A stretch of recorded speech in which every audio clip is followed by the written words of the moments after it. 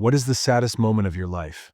I was 14 when I learned how fragile life really is. My best friend Liam and I had been inseparable since kindergarten. We did everything together, rode our bikes for hours, played video games until our parents forced us off, built entire forts in the woods behind our neighborhood. We had this stupid idea that we'd go to the same college, live in the same apartment, and be old men playing video games together one day. It felt like we had forever. Then, one afternoon, everything changed. It was a regular school day. Nothing special. We had stayed after for a bit, just hanging out, talking about a new game we wanted to play that weekend. As always, we walked home together, cracking jokes and messing around like we always did. Liam lived right across the street from me, so we always split up at the crosswalk near our houses. The light turned green for pedestrians, and he stepped onto the road. A truck came out of nowhere, running the red light. I swear, time slowed down for a second. One moment, Liam was laughing, and the next, he was gone. The impact was so sudden, so violent, that my brain refused to process what had just happened. 1 second, we were talking about weekend plans. The next, he was lying there, motionless. I ran to him, screaming his name. People started crowding around. Someone was calling 911, but I just knelt beside him, shaking him, begging him to wake up. His eyes were open, but he wasn't there anymore. The paramedics came. I don't even remember how long it took. It felt like forever. They checked for a pulse, but one of them just shook their head. I remember hearing someone, maybe his mom, maybe mine, screaming in the distance, but it all felt like a blur. I didn't go to school for weeks after that. I couldn't. My house was right across from his, and every time I looked out my window, I expected to see him in his driveway, waving at me to come over. But the house was dark, quiet. At the funeral, his mom gave me something, a Game Boy he used to carry everywhere. She said, "He would have wanted you to have it." I nodded, but I couldn't even speak. I just held onto it, gripping it so tightly my hands hurt. That night I turned it on. The startup sound played, and I lost it.